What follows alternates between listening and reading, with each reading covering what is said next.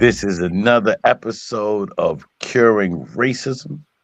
I am your host, Paz Simpson, along with my co host, Mr. Paul Hoyt. Together, we fight against these commonly accepted beliefs that lead to our unconscious behavioral biases. As a component and as a team, we are curing racism. So, Paul, how are you, my friend? I'm doing great. It's a beautiful day here in California. I hope it's a beautiful day in Allentown, Pennsylvania, and It is wherever cold other for no people. reason. What did you say there? I said it is cold for no reason. Oh, for no reason. You know, I lived in the Midwest for most of my life, and sometimes it was just unpredictable. You didn't know whether it was going to be 40 degrees or 80 degrees this time of year. Or whether it was going to be 120 or 75, later on in the year. But I'm blessed to live in a climate now to where it's, almost every day is a great day to go out for a little walk or go out for a little run. I really, really enjoy it here. That's a great place to be. After my daughter graduates high school, I'm gonna find a place like that. Yeah, you told me that, and that's coming up here, within a few weeks.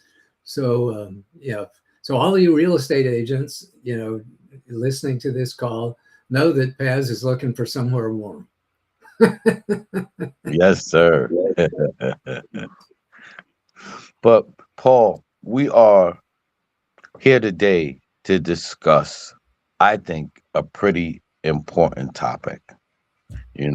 Where do we draw the line? Yeah, When is enough enough? When do we say that we can't follow this leader into the mud, right? So I I I come into this call, with my own bias, right? And we have to admit, right, when there is bias, doesn't always have to be racism for there to be bias, right? My my own bias based on the political race that is going on in my community. I am watching some very ugly things happen. you know I am watching, instead of us being able to celebrate that there are two women of color, a black and a brown woman, one of them are going to be our next state rep. We are tearing them down. mm, you know one woman has been terrorized to the point that there was someone even standing in front of her home, mm, trying to find her, to terrorize her just for winning an election, while another one has just received her first negative mailer, mm. right? When is enough enough, right? We've seen people stay silent so long that we get a holocaust, right? We've seen people stay silent so long that we had to have a civil war, right? We've seen people stay silent so long, right, that Emmett Till became the strange fruit that hung right from the tree in Chicago. Where is the line that we have to draw? I think we all face that from time to time. We started talking about this a couple of days ago because I was in a business networking group, and one of the ladies in the group said something, very much in favor of her favorite candidate, and one of the other ladies just couldn't handle it. I'll be a little more direct. There was a lady there who is a proponent of Donald Trump and his presidency, And another lady just couldn't handle it because she just dislikes Trump so much that she couldn't stand to be in the presence of somebody who didn't see what she saw. That's where she drew the line, which that said, hey, I am just not comfortable with this. I'm leaving the group because I'm not comfortable with this. We see this in marriages sometimes. Where do people draw the line? Do they draw the line at infidelity? Do they draw the line at, you know, when some sort of abuse happens? Um, where do you draw the line and that causes you to either leave a situation or fight back or, protect yourself in some other way? We all have that opportunity to think about that, where we draw the line. Um, and in our society today, in our deeply polarized society, we have that opportunity to draw the line, more times than not. And I will offer this, by the way. I draw the line at disrespectful behavior, at unkind behavior and cruelty. I'm happy to have a conversation with you if you disagree with my politics, and you think we should act in one way, and I think we can act in this other way, as long as it's a respectful conversation, as long as we realize that this is one of those superficial differences. And we talk about this all the time, Paz, is that curing racism about seeing through the superficial differences that divide us and allowing us to discover the common values that unite us. So if we can agree on common values like family and the value of health and happiness and the value of getting along with each other and cooperating and collaborating and negotiating and working together for our common good, then we can have all kinds of respectful conversations about which direction that we might go. That's where I draw the line. I draw the line at cruelty. I draw the line at disrespect. I draw the line when somebody is not in integrity and somebody is not kind to the people that they're talking with. I definitely draw the line at disrespect, um, because disrespect leads to cruelty and violence, right? I try to stop it at disrespect before it goes any further, because I am one, as happy as I am, I'm also happy to overreact. you know, and I also know my own weaknesses. I think what happens too much in society, too much in community, too much outside of ourselves is that we look to justify a wrong. Mm. A wrong is a wrong is a wrong is a wrong. We look to justify a wrong because it further um, supports a a behavior, or supports a a person, or supports an environment. I can tell you, when I punch you in the mouth over the disrespect, that is wrong, right? But the disrespect was wrong first. My reaction doesn't make it right. It just makes, like I said to you prior to this recording, right? It just makes negativity add to negativity. Like, this isn't these we don't live in an ionic world, right? Where two negatives equal a positive, right? Two negatives outside that equal more negative. So if you disrespect me and I punch you in the mouth, you know, I have just I have just exasperated the situation. I've just Yeah. made it worse, you know. So we have to be able to own, right? When we are making things worse, we have to be able to own when we are wrong. See, I know I overreact to disrespect. So I run away really quickly because I'm quick to punch you in the mouth. I disengage very quickly because I know my own self. How many of us take the time to learn what their triggers are so that they don't have to be pushed? Yeah. I love that. So I think what we want to encourage everybody out there to do is to think about where you draw the line. Where do you draw the line with your partner, with your business partner or your life partner? Where do you draw the line with your children's behavior? Where do you draw the line with your representatives and your political parties? And what do you let them, what's okay with you? There are some people out there that are very much okay with a leader who is a misogynist, who is a criminal, who is, a racist, who is a liar. They're okay with that. They haven't drawn the line anywhere other than, if you're in my party, then you're okay, no matter what you do, no matter what you do to others or to me, you're okay because we're all part of this same big group. Others are starting to draw the line, in different places. And we just encourage everybody to figure out where you draw the line.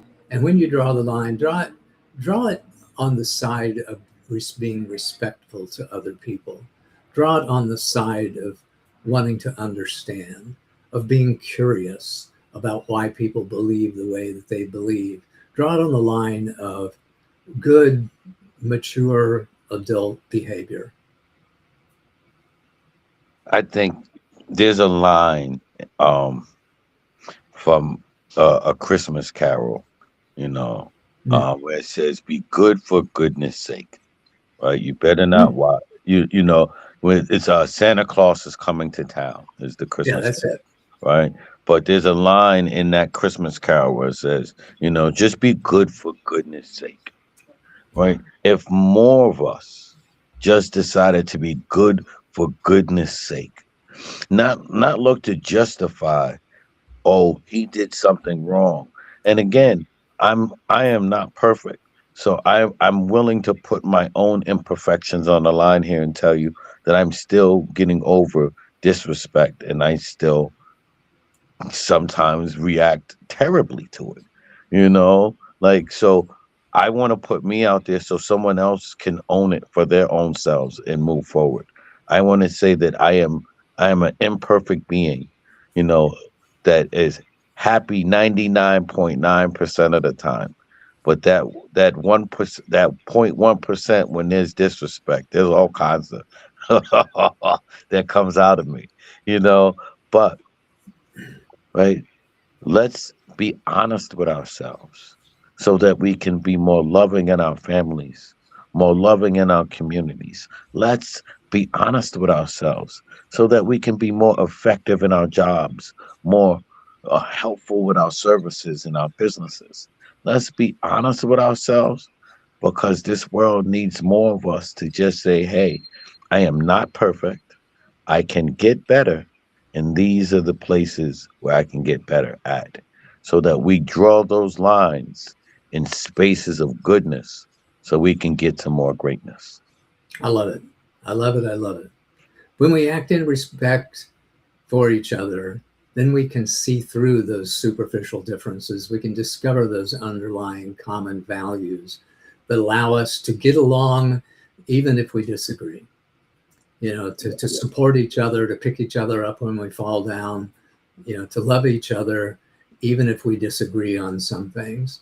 And I think respect is, acknowledgement, respect, and understanding is a great way to start that. Yes. Respect goes a long way. I think under this current regime, and I'm not pro Trump or anti Trump. I don't want this show to be that. Right. Whatever I am behind closed doors is what I am behind closed doors. But during this current regime, we've seen that there has been an influx of disrespect, right? That has been allowed to not only permeate but to be spread across this this world, right? You're starting to see that it's more um acceptable to be disrespectful than ever. And you'll find that we will find more reasons to justify disrespect. I'm hoping that this show not only allows people to decide where they're going to draw a line for themselves, but to also find that love and respect that we need in this thing called life, so that we are being, right? Human beings, not just humans, right? We are being human beings, being loving, doing people that are intentional about being good to others. Love it. So, yeah, I'm, as you could tell, I'm coming from a more passionate conversation where I've heard disrespect be justified.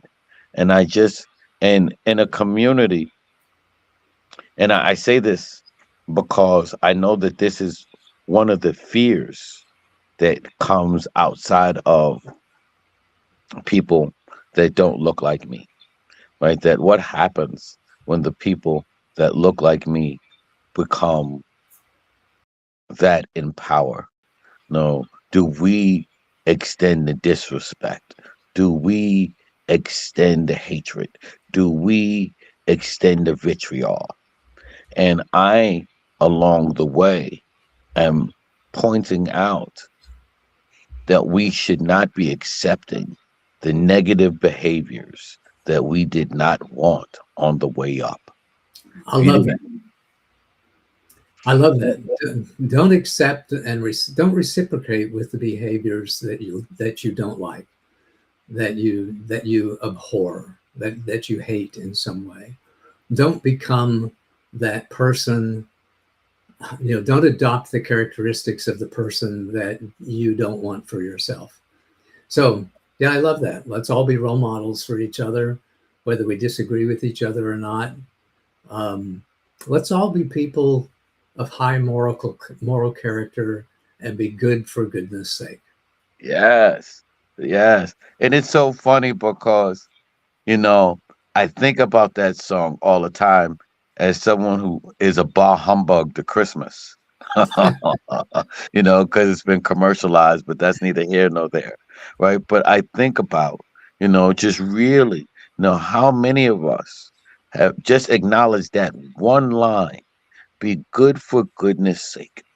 And how many of us actually try, you know, to try is to fail. I get it. And, but how many of us can say, I made the attempt to be good for goodness sake?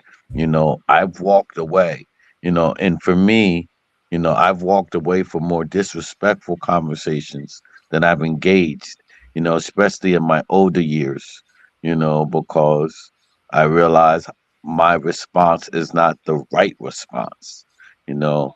So we get to be the living example that we want to see, right? We I get love to, yeah, we get to show, hey, I did different today. You know, I can't tell you what anyone else is going to do. I can't, control what anyone else is going to do, but I can show you how I showed up today. And then I ask that you possibly try to match my energy. I love that. So, our original theme for today was where do you draw the line, and then we kind of have taken that into a conversation about the respect being the line that we encourage everybody to draw. Draw it for other people when they're being disrespectful. Stand up for yourself or walk away, or somehow let them know that you're not okay with disrespectful behavior. And when you find yourself being in a position of being disrespectful in some way, draw the line there too, and draw the line for yourself and for your own self-respect and for your own self-care. Make sure you're on the right side of that line. Yes, I think the other line that we draw is a line at love, Mm. right? right? And that line of love is not to stop at love, but to draw the line on the opposite side of love, right? So that we allow more love to come in and more love to go out, right? We don't, we have to realize when things don't sound like love, when it don't feel like love, right? And it doesn't come off as love, and be able to say, you know what? That's not what I'm going to do, right? Yeah. Like me talking about punching somebody in the face, that doesn't sound like love. That doesn't feel like love, right? So that's something that I'm growing past, right? It's not something that I can say I've 100% gotten over.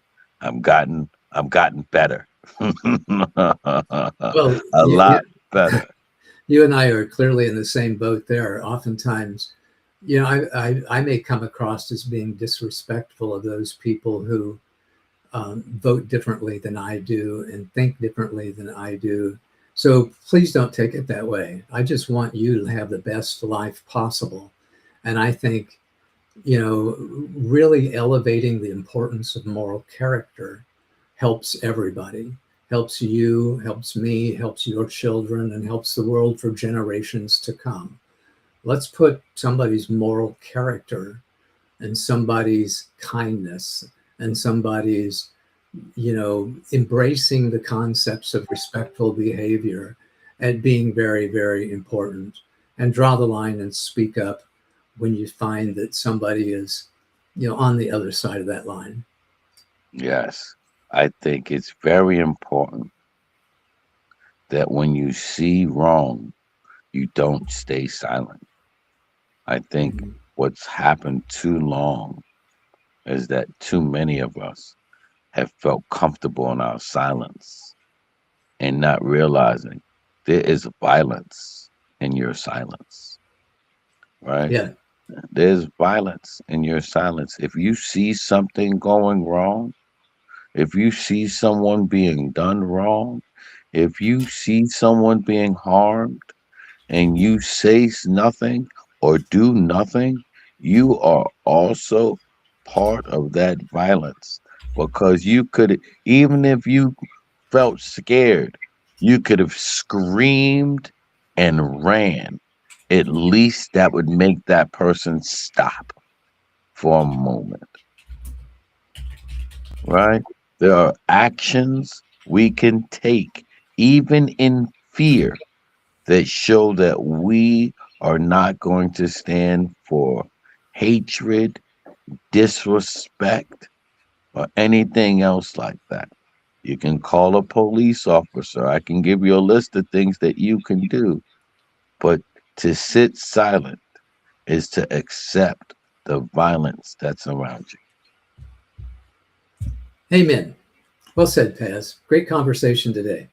If you have an organization or a company that you think could benefit from a conversation about the principles of curing racism, about understanding our tribal instincts and our aggressive behavior and how they come together to form tribal conflict, about how tribal conflict is, I think, the biggest threat to the survival of our species, and to embrace the power of diversity, to harvest those great ideas, to champion people who don't look like you and talk like you and dress like you and maybe even don't think like you, as long as they are people of moral character, to champion everybody who has drawn the line and stood on the side of being a respectful, kind, optimistic, high integrity person.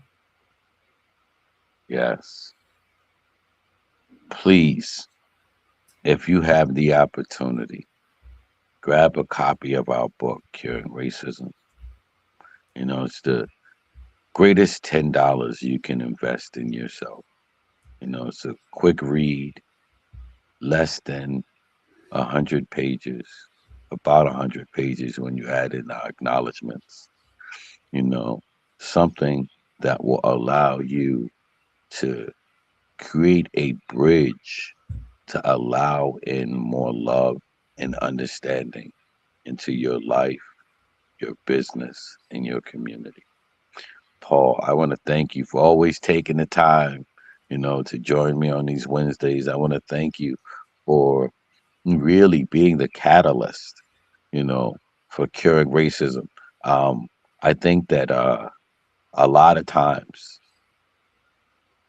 we forget that real change takes the courage of one of our paler skinned brethren or sisters to say, you know what, I am going to draw the line, Yeah. right? This is enough, and I am going to do something. You drew the line long before I was ready to toe it. And I am grateful that you have not only allowed me to toe this line with you, but you were patient enough in order for me to grow into the person that can toe this line with you. Uh, it is a blessing to me. The honor is mine, my friend. Thank you for the kind words. Thank you for the inspiration to write the book in the first place when we met, 12 years ago, I think it was, or 11 years ago. So, everybody out there, have an awesome day. Reach out, have that conversation, make that connection, one heart at a time. To love your brother no matter what color their skin is, love your sister no matter who their mister is. And let's make this world a better place together. Yes. And go to curingracism.com so you can see any of the past episodes, or you can bring me or Paul to your city, state, or wherever you may be. Have a great afternoon. See ya.